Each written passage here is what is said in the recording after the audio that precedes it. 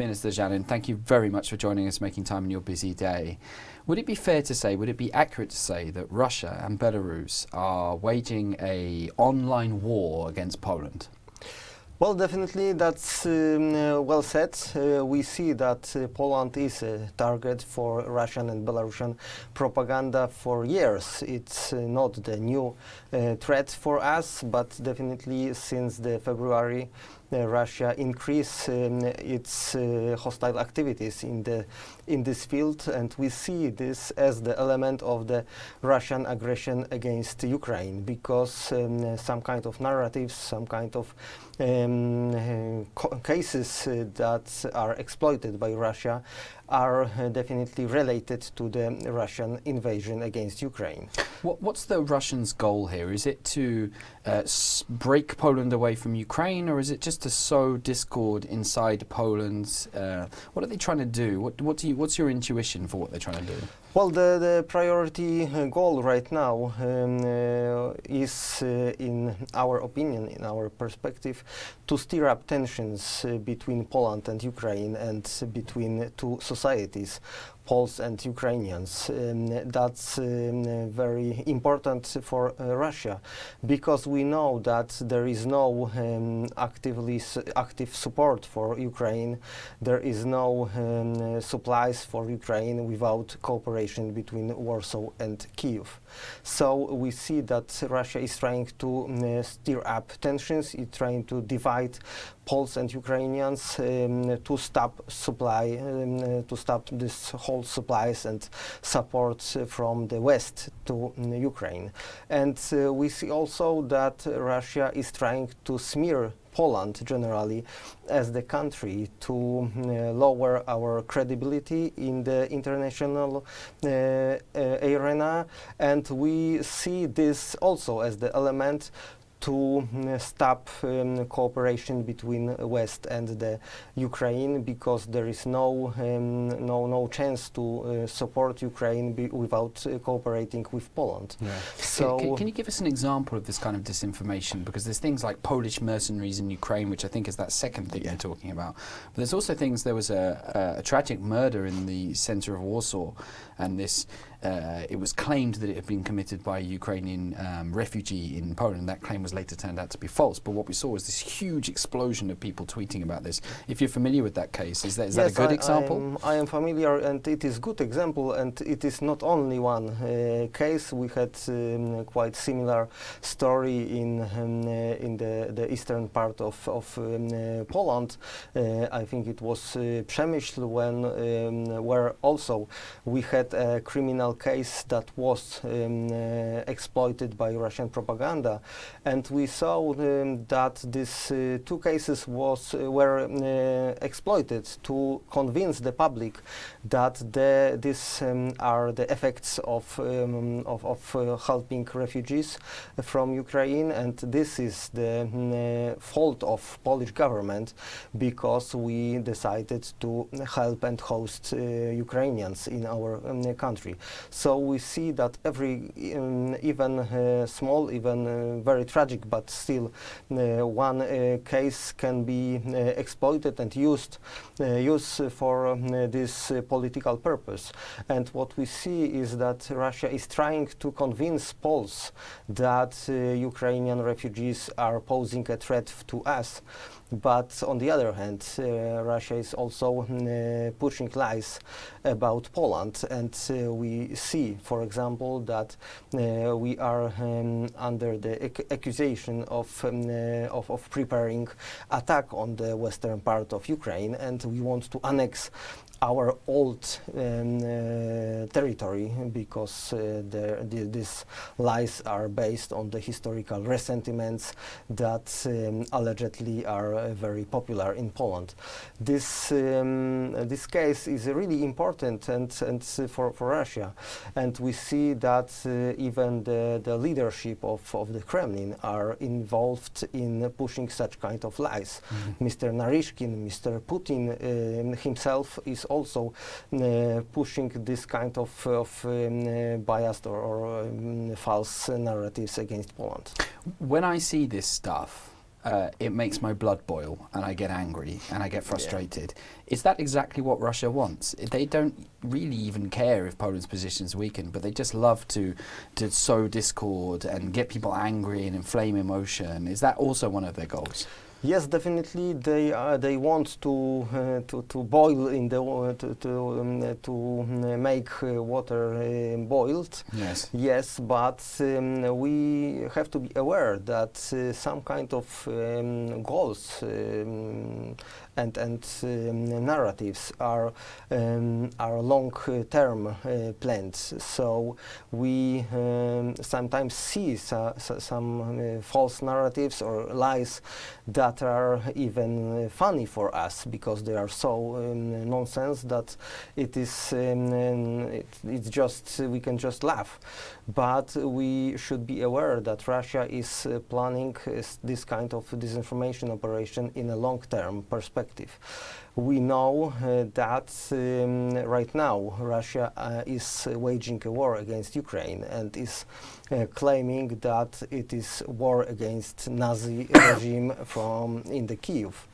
And it is also important for us to understand that this kind of false narratives were created and were spread since 2014 or even earlier. So we can say that this kind of messages from the Kremlin can have effect not today, not in the next weeks, but even in the next years. So we have to be aware what is going on, and we'll have to debunk this kind of efforts. Now, you're very active on social media yourself, publishing examples of this kind of disinformation. I've been following you for quite some time, and thank you for that. I no doubt you're in contact with, I guess, the secret services and organisations, government organisations. You can't talk about probably a lot of what you know. I just wonder, the stuff you publish, is that the tip of the iceberg, or is that a good representation of the overall activities of the Russian state? We see that this kind of activities conducted by Russia are getting more and more serious, and Poland is not the priority target still, but we are on the almost on the top of the list. So we decided as the government to increase our own response. So we are trying to pick some typical examples of this propaganda messages and show to the public in Poland what kind of narratives are being spread and used by Russia in hostile operation against us, to make people in the society more aware of this kind of threats. We see that the whole society is or can be a victim, and on the other hand, measure to achieve some kind of goals. So that's why we decided to cooperate with media, to cooperate with public in Poland, to make to be sure that Poles can identify this kind of threats, this kind of messages from Russia. I always find a good way to think about this is certainly how I feel, is cui bono, who benefits from what you're seeing? If there's a hashtag saying stop the Ukrainization of Poland, and the accounts that are tweeting it are all very suspicious with the same message, you can pretty be sure it's organised by someone, and of course then you can follow the lead and think, well, who does that actually benefit? Well, certainly there are people who are against Ukrainian refugees in Poland, of course. It feels like what Russia does is takes that idea and then turns the gas up on it as high as it can possibly go. Well, I agree. Russia often or almost everywhere is also trying to pick up some kind of margin opinion or statements and make them more popular than they are real. And so this kind of radicalization or polarization of society is a typical measure for Russians to destabilize the country, and this kind of threat, scaring or making us be scared of Ukrainians, in Poland is also typical narrative that we see from the Kremlin. And what is important in my perspective is that this kind of narratives, we should be aware that they are created on the top of the Kremlin authority. We see that the whole apparatus of Russia is engaged in spreading this kind of fake narratives, but we also have to be aware that Russian secret services are behind this kind of operations. That's why we also, as the government, decided to create a system which is based in some parts on our own secret services. I am the plenipotentiary for the security of information space on the one hand, but on the other hand, I am also Deputy Minister Coordinator of Secret Services, because we see that this kind of activities are very related to our to our security, and our response have to also be based on our intelligence. And I'm sure there's lots of things going on that you can't talk about today, but we can all be grateful for happening behind the scenes. Now, it's sad to say that some of the disinformation is propagated or created by Poles, people in the territory of Poland or speaking Polish. Can you talk about some of them? You published a recent case recently where someone accused, obviously, of, you have to be careful what you say here, but certainly there are people who are using this material for their own ends. Can you talk about that? Well, we definitely have in Poland, of course, freedom of speech, which is cynically used also for the hostile operation against us. But we see that some kind of statements, some kind of individuals are creating or spreading narratives that are in line with the Russian operation against Poland. We want to make people also aware that this kind of narratives are in line with Russian propaganda. So we decided also to appoint some kind of activists or some kind of commentators which are, in our opinion, spreading the same story as the Kremlin. Do you think they're being paid? And something under the table, or is it just interests are aligned? I don't want to speculate, so it's hard to say, and of course it depends on the case, which should be investigated, and sometimes it is. We also know that Russian intelligence is using some kind of own agents to build some kind of logistic or some kind of preparation for that disinformation operation against Poland. We had such cases in last years. We had, for example, one of such individual or such person was detained, Janusz N. It is still his trial is still going on. The investigation is also, of course, classified because he was charged of espionage for the Russians. But we saw in this case that he was tasked to inspire some kind of operations against Poland, some information attacks on the international arena. So we see and we know that also this kind of intelligence work is related to the info warfare activities. I don't want to speculate who and what kind of motivations are behind this kind of people who are spreading Russian narratives in Poland, but definitely we have some kind of problems because some narratives or similar narratives are transferred to the mainstream media, and it is also a really concerning trend. Now, obviously, you're a minister in the government.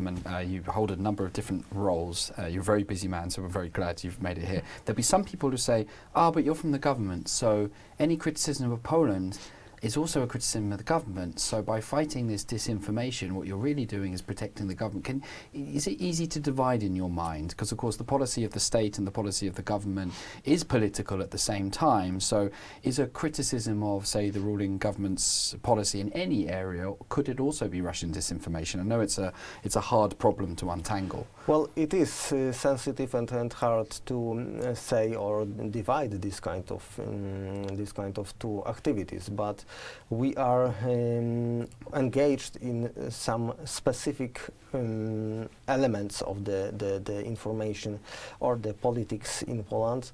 We are trying to see this kind of activities that are posing a threat to our national security. So we are not, and we don't want to be a typical team of debunking of debunkers of even every fake news that is in Polish media. We are trying to see and identify this kind of activities that can be element of the wider problem, can be element of the disinformation operation. And of course, I see that our activity is also, or the effect of our activity are also some kind of accusations of censorship, of fighting with political opponents. Yes, we see that, but on the other hand, we cannot be naive, and we have to make people aware. We have to build our own capabilities to identify this kind of threats, this kind of operations, because we see that this is one of the really challenge and threat for our security and for our government, for our state, and it's not very typical for Poland only, because we see that this kind of disinformation activities are identified by many governments in the West. Yes, it feels like we've all woken up and realised what a massive bear was lurking behind it all. We've been talking a lot about Russia. Can you tell me about Belarus? There was obviously the ongoing controversy with the so-called border dispute, where so-called migrants were trying to cross from the Belarus to the Polish border. Now Poland's obviously built a wall and contained the problem to a large extent, but there was certainly a lot of disinformation around there, and nobody seemed to be asking how these migrants had got to Belarus, or even questioning why they were being supported by the Belarusian special services, secret services, as well as border guards. You've done a big job on publishing that as well. Can we talk about how Belarus is attacking Poland in the information space? Well, right now we see Belarusian propaganda as the so-called proxy for the Russians. We see that Belarus are, and the content of Belarusian propaganda is very similar, and typical like Russia. We see that Poland is under the huge information attack. Mr. Lukashenko himself is accusing us of being a threat for Belarus. We see that Poland is also